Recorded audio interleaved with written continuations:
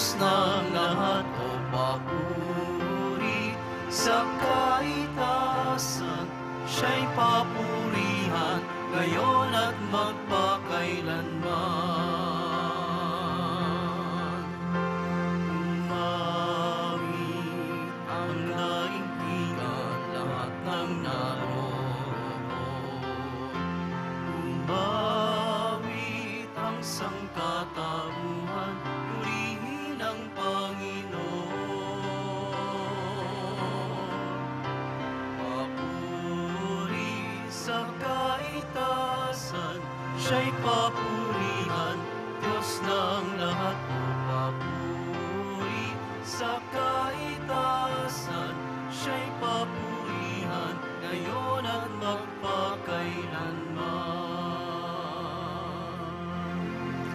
Sa ngalan ng Ama at ng Anak at ng Espiritu Santo. Amen. Sumainyo ang Panginoon. At sumaiyo rin. Aminin natin ang ating mga kasalanan upang tayo ay maging marapat gumanap sa banal na pagdiriwang. Panginoong Jesus, binigyan mo kami ng bagong buhay. Panginoon, kaawaan mo kami. Panginoon, kaawaan mo kami. Panginoong Jesus, pinapatawad mo ang aming mga kasalanan. Kristo, kaawaan mo kami. Kristo, kaawaan mo kami. Panginoong Jesus, binabakagi mo sa amin ang iyong katawan at dugo sa Eucharistia. Panginoon, kaawaan mo kami. Panginoon, kaawaan mo kami. Kaawaan tayo ng Diyos Amang makapangyarihan. Patawarin ang ating mga kasalanan at patnubayan tayo sa buhay na walang hanggan. Amen. Manalangin tayo. Ama naming makapangyarihan, ipagkaloob mo na kami ay makasamba sa iyo nang may loobing taimtim na totoo. At kami rin nawa ay magmakal sa aming kapwa-tao nang may damdaming ibinubunsod ng iyong Espiritu. Sa pamamagitan ni Jesucristo, kasama ng Espiritu Santo, magpasawalang hanggan. Amen. Magsiupo na po ang lahat.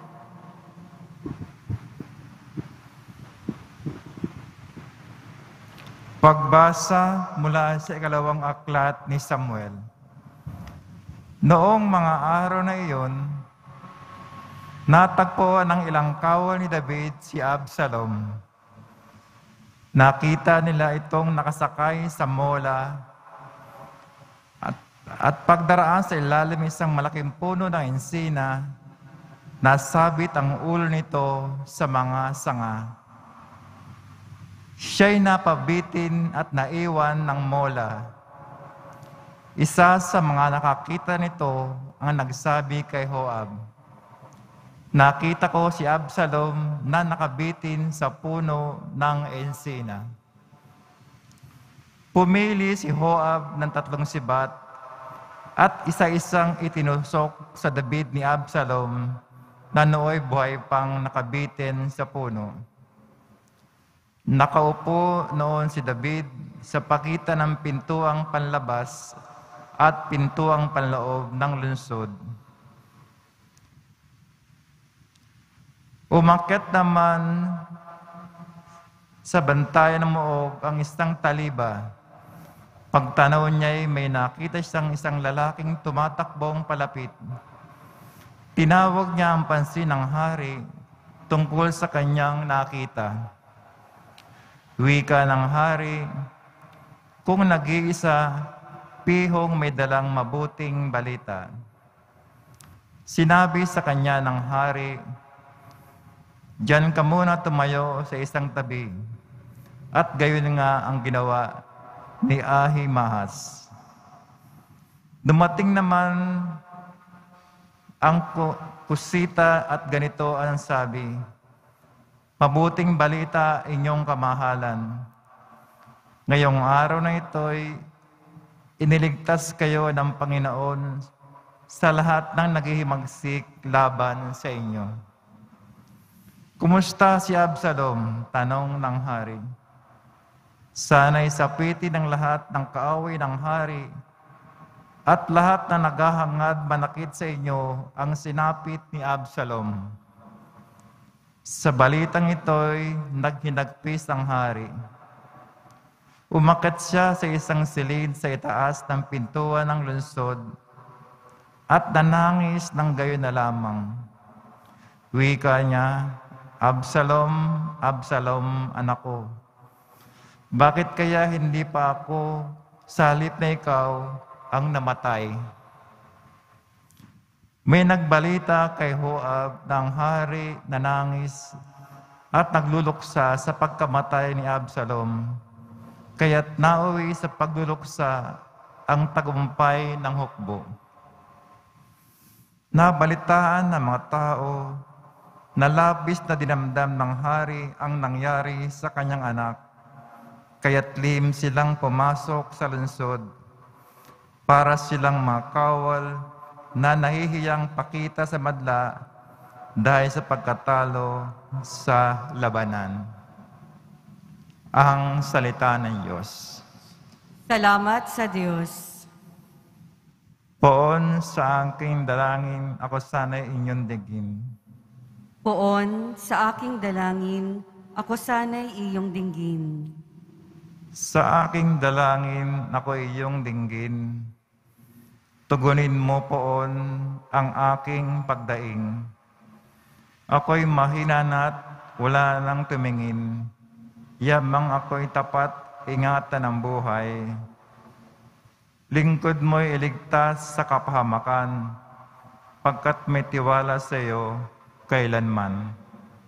Poon sa aking dalangin, ako sana'y iyong dinggin. Ikaw ang aking Diyos, ako'y kahabagan. Sa buong maghapoy, siyang tinatawagan. Poon, ang lingkod mo'y dulutan ng galak, sapagkat sa iyo ako tumatawag. Poon sa aking dalangin, ako sana'y iyong dinggin. Mapagpatawad ka at napakabuti sa dumadalangin at sa nagsisisi. Ang iyong pag-ibig ay mananatili. Pakinggan mo poon ang aking dalangin. Tulungan mo ako, ako'y iyong dinggin. Poon sa aking dalangin, ako sana'y iyong dinggin. Magsitayo po ang lahat.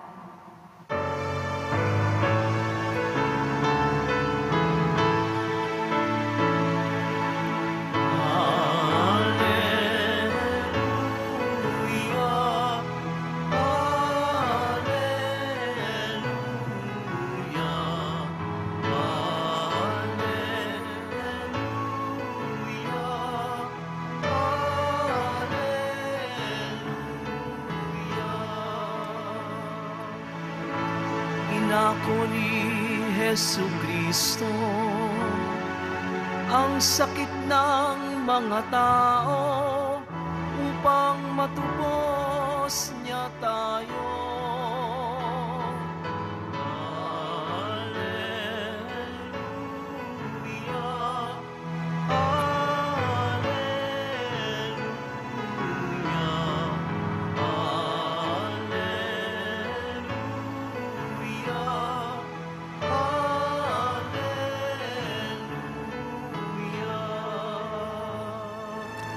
Sumainyo ang Panginoon. at sumayo rin. Ang mabuting balita ng Panginoon ayon kay San Marcos. Papuri sa iyo, Panginoon. Noong panahong iyon, muling tumawid si Jesus sa ibayo ng lawa ng Galilea, nakasakay sa bangka. Nasa baybay pa siya ng lawa ay pinagkalipumpunan na siya ng maraming tao. Dumating ang isang lalaki, nagngangalang Jairo, isang tagapamakala ng sinagoga. Pagkakita kay Jesus, siya ay nagpatira pa sa kanyang paanan at ang samo. Agaw buhay po ang anak kong dalagita. Kung maaari, sumama kayo sa akin at ipatong ninyo sa kanya ang inyong kamay upang siya ay gumaling at mabuhay. Sumama naman si Jesus at sinundan siya ng napakaraming tao na nagsisiksikan. Anupat, halos maipit na siya. May isang babae roon na 12 taon nang dinudugo at lugang nakikirapan. Marami ng manggagamot ang tumingin sa kanya at naubos na sa kapagamot ang kanyang ari-arian. Ngunit hindi siya napabuti kahit kaunti, bagkus ay lalong lumulubka. Narinig niya ang sinasabi ng mga tao tungkol kay Jesus. Kaya't nakipagsiksikan siya hanggang sa makalapit sa likuran ni Jesus. At hinipo niya ang damit nito, sapagkat sinabi niya sa sarili, makipo ko lang ang kanyang damit, ay gagaling na ako. Biglang tumigil ang kanyang pagdudugo at naramdaman niyang magaling na siya. Naramdaman naman ni Jesus na may kapangyarihang lumabas sa kanya. Kaya't bumaling siya sa mga tao at nagtanong, sino ang humipo sa akin? Sumagot ang kanyang mga alagad, nakikita po ninyong nagsisiksikan ang napakaraming tao. Bakit itinatanong ninyo kung sino ang humipo sa inyo? Subalit patuloy na luminga si Jesus. Hinahanap ang humipo sa kanya. Palibhas ay alam ng babae ang nangyari. Siya ay nanginginig sa takot at lumapit kay Jesus, nagpatira pa at ipinagtapat ang buong katotohanan. Sinabi sa kanya ni Jesus, anak, pinagaling ka na ng iyong pananalig sa akin. Umuwi ka na't ipanatag mo ang iyong kalooban. Lubusan ka ng magaling sa iyong karamdaman. Samantalang nagsasalita pa si Jesus, may ilang dumating mula sa bahay ni Jairo. patay na po ang anak ninyo, sabi nila. Bakit pa ninyo aabalahin ang guro? Hindi pinansin ni Jesus ang kanilang sinabi. Sa halip ay sinabi sa tagapamahala, huwag kang mabagabag, manalig ka. At wala siyang isinamak kundi si Pedro at ang magkapatid na Santiago at Juan. Nang dumating sila sa bahay ng tagapamahala, nakita ni Jesus na gulong-gulo ang mga tao. May mga nananangis pa at nananaghoy. Pagpasok niya sa kanyang sinabi, bakit kayo nagkakagulo at nananangis? Hindi patay ang bata, natutulog lamang. Ngunit pinagtawanan siya ng mga tao. Pinalabas niya ang lahat, maliban sa ama at ina ng bata at sa 3 alagad. At sila ay pumasok sa kinaroroonan ng bata. Hinawakan ni Jesus ito sa kamay at sinabi, Talita kumi, na ang ibig sabihin, Ineng, sinasabi ko sa iyo, magbangon ka. Pagdakay bumangon ang bata at lumakad.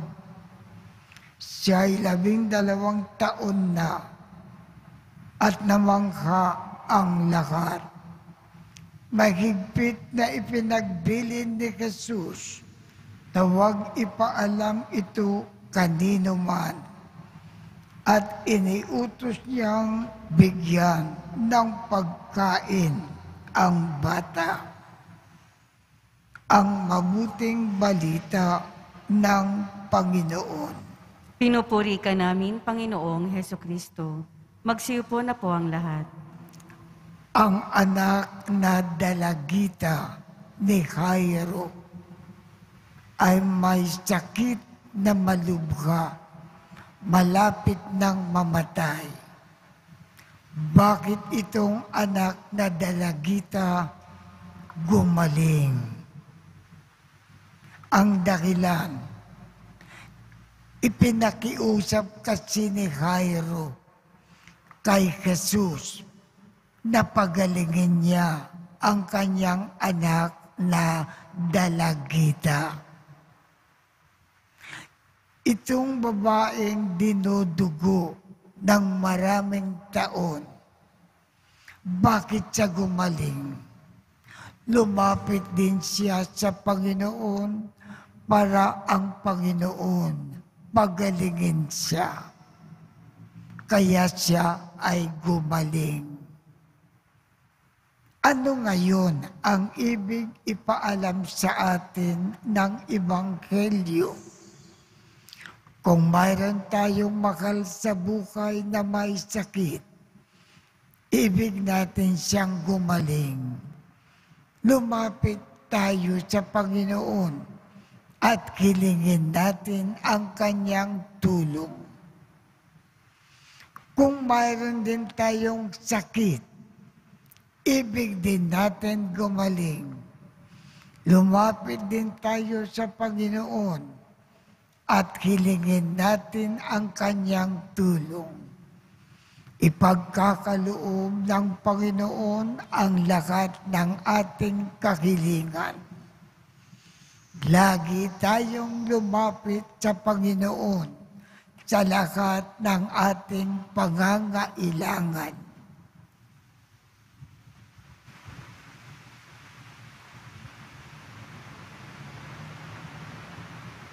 Magsitayo po ang lahat.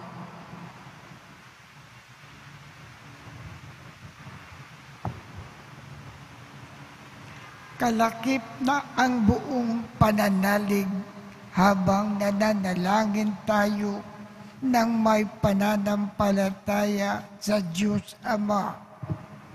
Natutugunin niya ang ating mithiin. Ang ating tugon, Panginoon ng buhay, akayin mo kami. Panginoon ng buhay, akayin mo kami. Ang simbahang Katolika sa buong daigdig naway maging simbolo ng nagpapagaling na gawain ni Kristo sa pamamagitan ng kanyang pag-aaruga. Manalangin tayo. Panginoon ng buhay, akayin mo kami.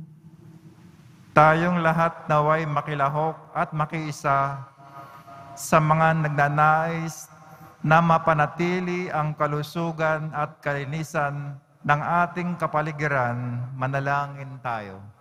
Panginoon ng buhay, akayin mo kami.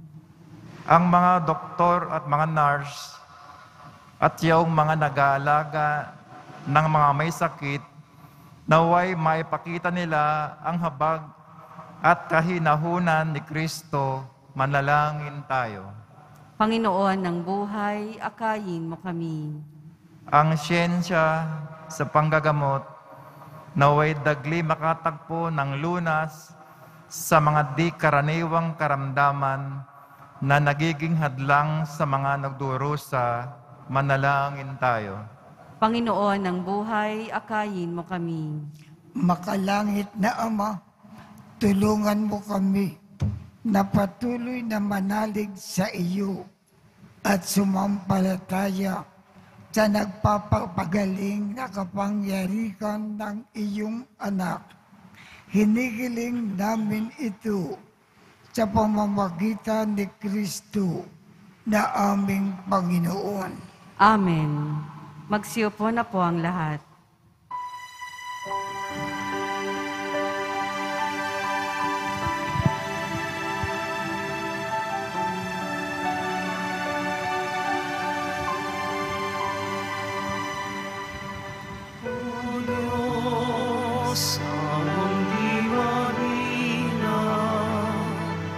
Tanggapin mo, yaring naming alay.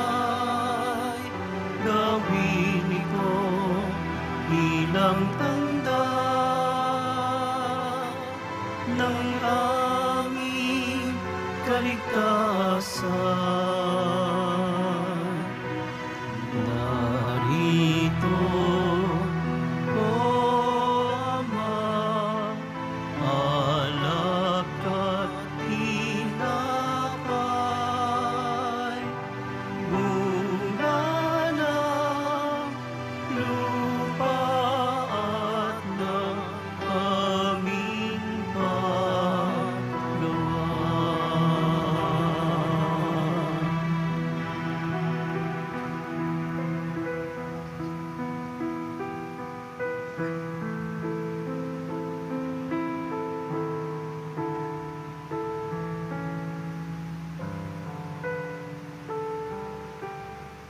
Magsitayo po ang lahat. Manalangin kayo upang ang pag-aakin natin ay kalugdan ng Diyos Amang makapangyarihan. Tanggapin nawa ng Panginoon itong paghahain sa iyong mga kamay, sa kapurihan niya at karangalan, sa ating kapakinabangan at sa buong sambayanan niyang banal. Ama naming lumikha, ang mga alay na ngayon ay aming inikakanda. Sa kapag na ito na iyong dambana, ay iyong tanggapin at gawaran ng pagpapala upang mapagsalukan namin ang kaligtasan mo na ginawa. Sa pamamagitan ni Jesu Kristo, kasama ng Espiritu Santo, magpasawalang hanggan. Amen. Sumainyo ang Panginoon. At sumaiyo rin. Itaas sa Diyos ang inyong puso at diwa. Itinaas na namin sa Panginoon. Pasalamatan natin ang Panginoong ating Diyos.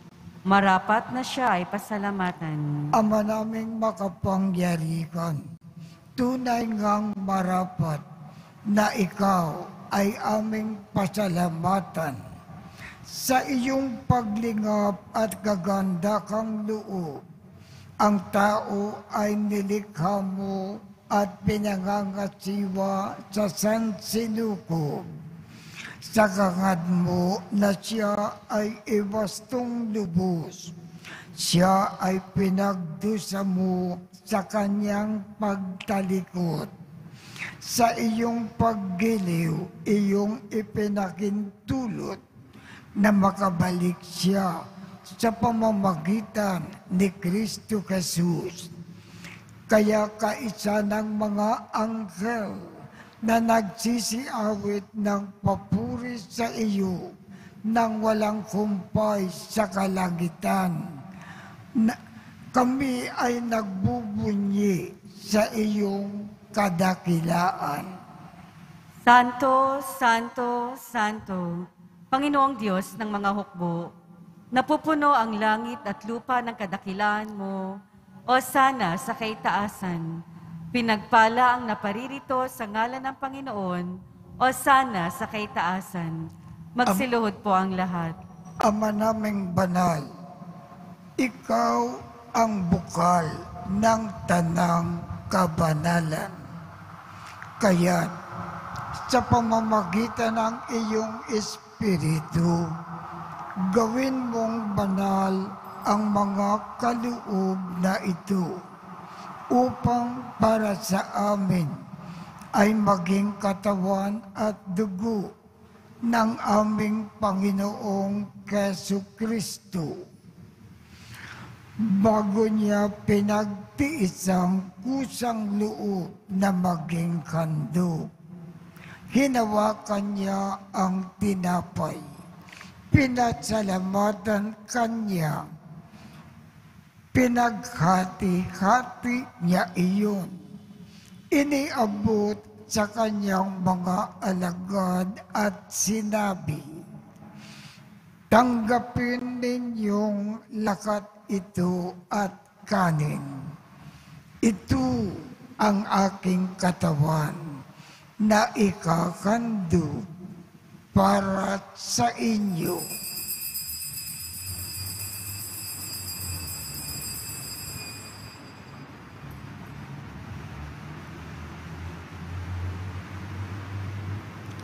Gayon din naman, noong matapos ang hapunan, hinawakan niya ang kalis. Muli kanyang pinasalamatan. Iniabot niya ang kalis sa kanyang mga alagad at sinabi, tanggapin ninyong lakat ito at inumin. Ito ang kalis ng aking dugo, ng bago at walang hanggang tipan. Ang aking dugo na ibubuhos para sa inyo at para sa lakat sa ikapagpapatawad ng mga kasalanan. Gawin ninyo ito sa pag-alaala sa akin.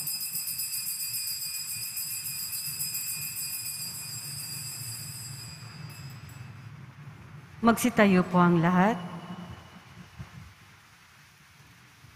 Ipagbunyi natin ang misteryo ng pananampalataya.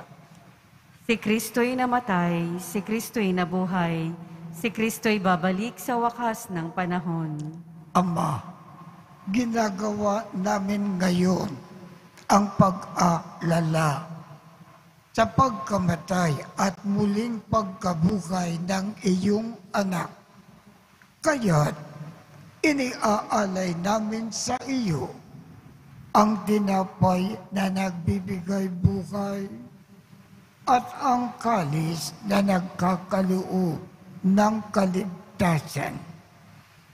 Kami ay nagpapasalamat dahil kami ay iyong minarapat na tumayo sa harap mo para maglingkod sa iyo.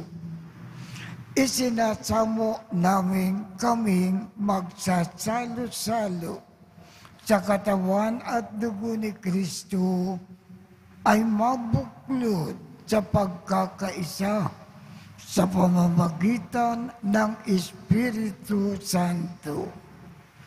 Ama, lingapin mo ang iyong simbakang laganap sa buong daigdig. Puspusin mo kami sa pag-ibig. Kaisa ni Francisco, aming Papa, Jose, aming Obispo, at ng Tanang Kaparian. Alalakanin mo rin ang mga kapatid naming nakimlay nang may pag-asa na sila ay muling mabubuhay. Gayon din ang lakat ng mga pumanaw. Kaawaan mo sila at patuloyin sa iyong kaliwanagan.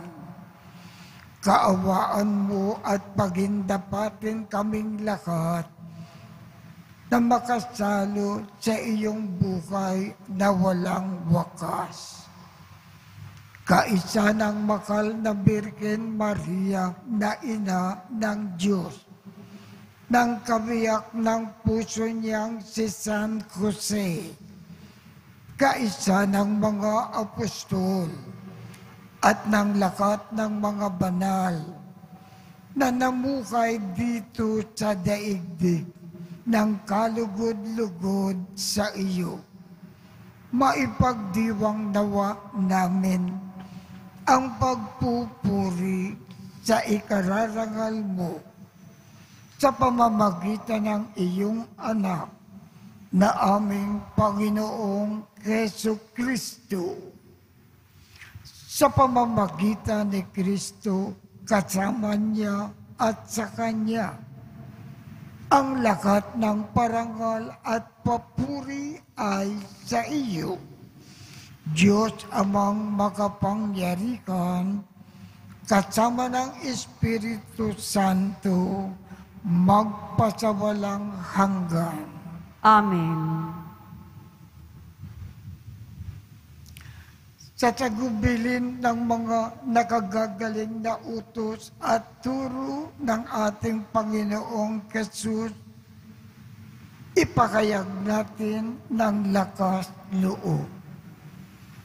Ama namin, sumasalangit ka, sambahin ang ngalan mo, mapasa amin ang kaharian mo, sundin ang loob mo dito sa lupa para nang sa langit. Bigyan mo kami ngayon ng aming kakanin sa araw-araw at patawarin mo kami sa aming mga sala para ng pagpapatawad namin sa mga nagkakasala sa amin. At huwag mo kaming ipakintulot sa tukso at iadya mo kami sa lakat ng masama. Hinihiling namin, Ama, iadya mo kami sa lakat ng masama. Pagkalooban kami ng kapayapaan sa araw-araw. Iligtas sa kasalanan at ilayo sa lakat ng kapakamakan. Samantalang aming pinananabikan ang dakilang araw ng pagpapakayag ng tagapagligtas namin si Jesucristo. Sapagkat iyo ang kaharian at ang kapangyarihan at ang kapurihan magpakailanman. Amen. Panginoong Jesucristo, sinabi mo sa iyong mga apostol, kapayapaan ang iniiwan ko sa inyo. Ang aking kapayapaan ang ibinibigay ko sa inyo. Tungkayan mo ang aming pananampalataya at huwag ang aming mga pagkakasala. Pagkalooban mo kami ng kapayapaan at pagkakaisa ayon sa iyong kalooban, kasama ng Espiritu Santo, magpasawalang hanggan. Amen. Ang kapayapaan ng Panginoon ay laging sumainyo. At sumaiyo rin. Magbigayan tayo ng kapayapaan sa isa't isa.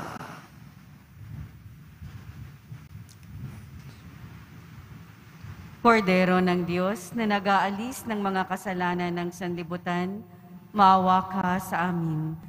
Kordero ng Diyos na nag-aalis ng mga kasalanan ng sanlibutan, maawa ka sa amin. Kordero ng Diyos na nag-aalis ng mga kasalanan ng sanlibutan, ipagkaloob mo sa amin ang kapayapaan. Magsiluhod po ang lahat. Ito ang kordero ng Diyos. Ito ang nag-aalis ng mga kasalanan ng sanlibutan.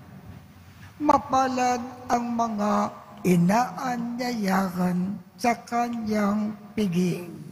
Panginoon, hindi ako karapat-dapat na magpatuloy sa iyo, ngunit sa isang salita mo lamang ay gagaling na ako.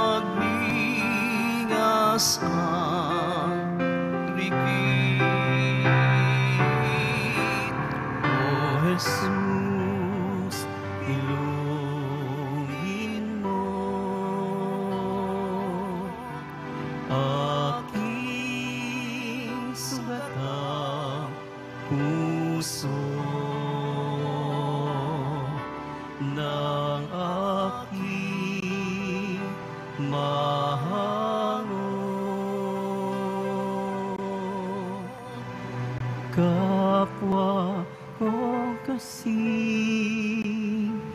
bigo.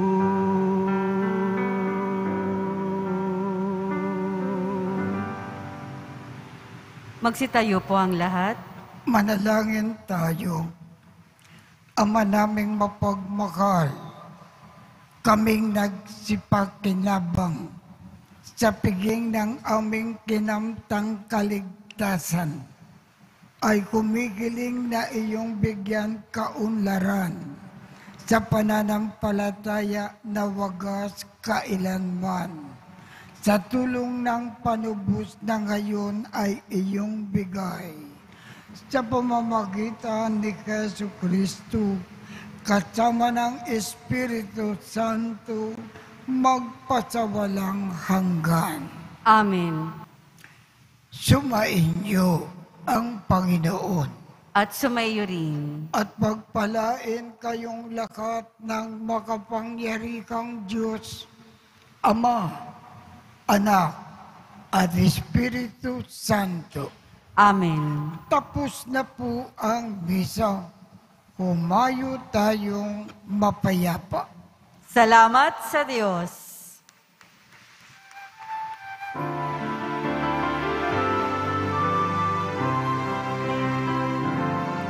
Nuestro Padre Jesus Nazareno, sinasamba ka namin. Pinipinto mo ka namin, aral mo ang naming buhay at kaligtasan. Nuestro Padre Jesus Nazareno, iligtas mo kami sa kasalanan.